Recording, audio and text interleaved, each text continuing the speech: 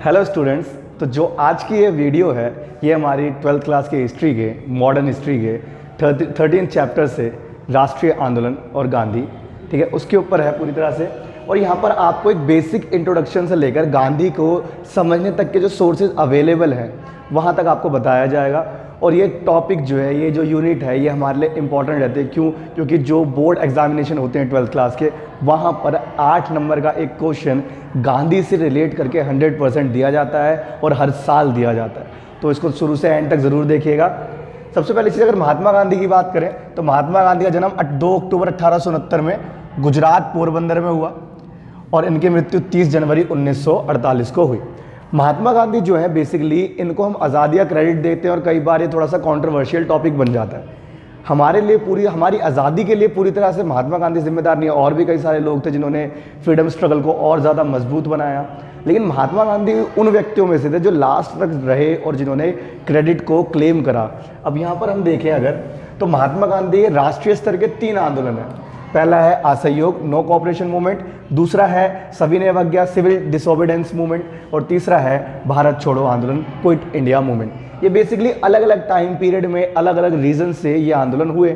लेकिन गांधी की जो ये नेशनल लीडर वाली जो छवि थी, इसमें इससे पहले जो रीजनल मूवमेंट्स थे, क्षेत्रीय आंदोलन थे, इन्होंने बहुत महत्वपूर्ण भूमिका निभाई है। लाइक अगर आपको थोड़ा बहुत हिंट हो तो महात्मा गांधी 1893 में साउथ अफ्रीका गए और 1915 में साउथ अफ्रीका से वापस आए। अब जब महात्मा गांधी वापस आते हैं तो इन्होंने अपने पहले वाले भारत में और 1915 वाले भारत में डिफरेंस पाया। अब इस डिफरेंस को समझने के लिए इनका एक मेंटोर मिला, एक इनका राजनीतिक गुरु मिला, जो कौन था? गोपाल कृष्ण गोखले। ये चीज़ याद रखिएगा, ये MCQ के पर्पज़ से इंपॉर्टेंट रहता है कि मोहनदास करमचंद गांधी का पॉलिटिकल मेंटोर कौन था, राजनीतिक गुरु कौन था, उसका नाम है गोपाल कृष्ण गोखले। अब ये चीज़ याद रखिएगा, इन्होंने एडवाइस दी थी कि लाइक आप जाओ पूरे भारत का भ्रमण करो और आप क्या करोगे समझ जाओगे, तभी इन लोगों की हेल्प कर पाओगे। अब इसके पीछे का एक रीज़न ये रहता है, जब महात्मा गांधी ने अपनी पहली सोशल स्पीच दी इंडिया में, लाइक BHU के इनॉग्रेशन में, उद्घाटन समारोह में, वहाँ पर गांधी ने सामाजिक चिंतन दिखाया कि लाइक हमारा समाज बटा हुआ है, ये थोड़ा सा ठीक करने की ज़रूरत है, रिफॉर्म्स की ज़रूरत है। तो गोपाल कृष्ण गोखले बोला कि ये व्यक्ति बाकियों से थोड़ा अलग है। क्यों? क्योंकि उसी भाषण में, उसी जगह पर जो बाकी नेता थे, नेहरू, जिन्ना, पटेल, इन सब ने अंग्रेज़ों को भगाने की बात करी, लेकिन गांधी का टॉपिक थोड़ा अलग था। उनका टॉपिक था सामाजिक चिंतन, ठीक है, कि वो लोग ये चाहते थे कि समाज अपने आप को, सबको एक कर ले। जो हम क्लासेस में बटे हुए थे, कास्ट में बटे हुए थे, सब एक हो जाए। अब यहाँ पर इनको एक रामचंद्र शुक्ल पहली बार मिलता है, चंपारण लेके जाता है जहाँ पर इंडिगो की प्रॉब्लम चल रही थी। चंपारण की प्रॉब्लम इन्होंने 1917 में ठीक करी। अहमदाबाद गए जहाँ पर मिल मजदूरों का विरोध प्रदर्शन चल रहा था, प्रोटेस्ट चल रहा था, 1918 में उनकी हेल्प करी। और 1918 के अंत में खेड़ा, गुजरात का एक दूसरा हिस्सा, अपने गृह राज्य में इन्होंने हेल्प करी, जहाँ पर किसानों की कर माफ़ी करवाई। अब इन सब के चलते गांधी एक रीजनल लीडर के साथ साथ एक नेशनल लीडर भी बन चुके थे और गांधी को पब्लिक सपोर्ट मिल रहा था। अब अगर हम इन दी एंड बात करें कि हमारे पास ऐसे कौन कौन से सोर्सेज हैं जिससे हम उनके नेशनल मूवमेंट की हिस्ट्री को हम सूत्रबद्ध कर सकते हैं, उनके राजनीतिक और राष्ट्रीय आंदोलनों के इतिहास को सूत्रबद्ध कर सकते हैं, तो हमारे पास 2 टाइप के सोर्सेज हैं। पहला रहता है हमारा निजी स्रोत यानी प्राइवेट सोर्सेज, दूसरा रहता है हमारा सार्वजनिक स्रोत यानी पब्लिक सोर्सेज। अगर आप निजी स्रोत की बात करते हो तो यानी यहाँ पर हम उनकी बात करें जो सिर्फ और सिर्फ एक व्यक्ति गांधी से रिलेटेड है। यहाँ पर सिर्फ वो सोर्स आएंगे जो गांधी ने खुद लिखे हैं। तो सबसे पहले है डायरी।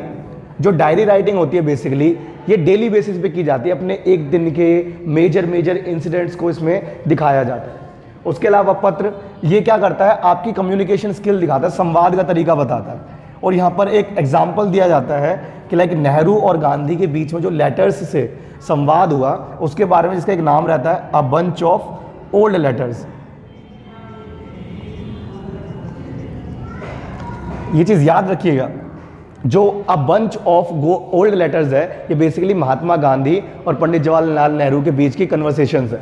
उसके अलावा इनकी आत्मकथा ऑटोबायोग्राफी, जो इनकी ऑटोबायोग्राफी उसका नाम था माई एक्सपेरिमेंट विद ट्रूथ, जो इन्होंने 1925 में पब्लिश करी थी।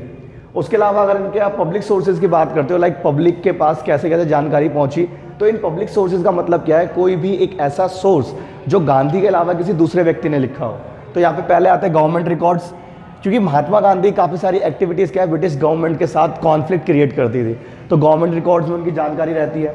उसके अलावा पुलिस रिपोर्ट की, गांधी कई बार जेल गए थे, जेल इनफैक्ट उनके लिए दूसरा घर बन चुका था और उनको वीआईपी फैसिलिटीज़ भी मिला करती थी, तो इसलिए पुलिस रिपोर्ट्स में इनकी जानकारी देखने को मिलती है। और तीसरा इनका सार्वजनिक भाषण, जो इनका एक्सप्रेशन है, जो अभिव्यक्ति है, वो चीज़ यहाँ पर देखी जाती है कि ये कैसे एक्सप्रेस करते हैं दूसरों को।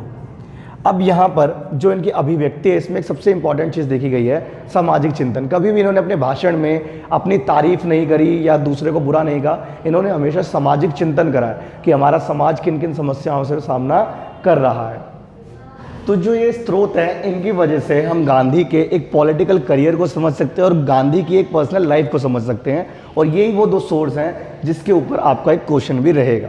उसके अलावा अगर हम आगे देखें तो एक स्टेटमेंट रहती है लाइक गांधी को इतना पब्लिक सपोर्ट क्यों मिल रहा था, ठीक है, और पब्लिक सपोर्ट इतना अच्छा खासा मिल गया कि गांधी के जो राष्ट्रीय आंदोलन होते थे वो जन आंदोलन में बदल गए, ठीक है, conversion of national movement into public movement, कि लाइक गांधी को अनएक्सपेक्टेड सपोर्ट मिलना स्टार्ट हो गया था। और इनफैक्ट अगर इसका आपको सबसे बड़ा एग्जाम्पल देखना है तो आप देख सकते हैं नमक आंदोलन।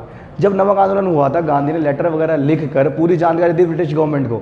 ब्रिटिश गवर्नमेंट ने भी मजाक उड़ाया, टाइम्स मैगजीन ने मजाक उड़ाया कि इस व्यक्ति के साथ जुड़ेगा कौन, लेकिन उस वाले में तो बढ़ चढ़कर पुरुषों से ज़्यादा महिलाओं ने, बच्चों तक ने हिस्सा लिया। तो यही चीज़ है कि लोग गांधी के साथ जुड़ क्यों रहे थे।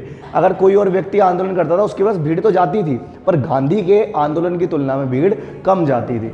तो ऐसा क्यों था?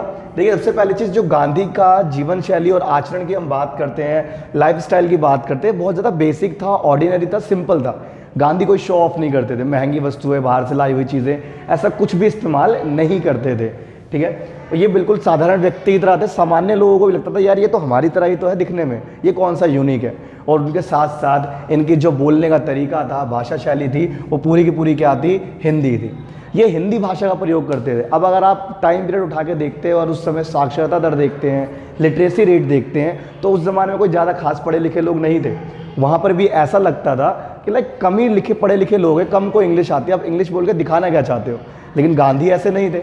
गांधी कहते सिंपल हिंदी भाषा में बोल रहे हैं, सबसे बात कर रहे हैं, कम्युनिकेशन स्किल उनकी बहुत अच्छी है, इसलिए लोग उनके साथ जुड़ रहे थे। उसके अलावा स्वदेशी पर बल दिया गया, एम्फेसिस ऑन स्वदेशी। लाइक स्वदेशी उनके लिए क्या था कि आप जो भी चीज़ इस्तेमाल कर रहे हो, कोशिश ये करो कि आपके ही देश में वो बनी हो, ताकि आपके इस्तेमाल करने से आपके ही किसी देशवासी का भला हो जाए। आपको बाहर की वस्तुएं, बाहर की मशीनें, किसी भी चीज़ का इस्तेमाल नहीं करना। और उसके अलावा इन्होंने फोर्थ में सामाजिक एकीकरण का प्रयास करा, अटेम्प्ट एट सोशल इंटीग्रेशन। जब इन्होंने सामाजिक एकीकरण की बात करी तो उसके लिए खुद से शुरुआत करी। इनफैक्ट उस जमाने में छुआछूत अपने पीक पर था, चरम पर था। इन्होंने अपने गुजरात का साबरमती का आश्रम पूरा डेडिकेट कर दिया SC/ST कम्युनिटी को। इनफैक्ट इनके लिए इन्होंने अपना एक नाम भी रखा इनका, हरिजन, यानी ईश्वर के बच्चे। जो SC/ST कम्युनिटी जिसके साथ कोई उठना बैठना पसंद नहीं करता था, गांधी ने एक एज अ इन्फ्लुएंसर क्या करा कि सभी को अपने साथ रखना स्टार्ट करा और सभी तक एक मैसेज कन्वे किया कि लाइक अगर आप लोगों को मेरा फॉलोअर बनना है तो आपको भी सभी के साथ ये समान व्यवहार करना पड़ेगा।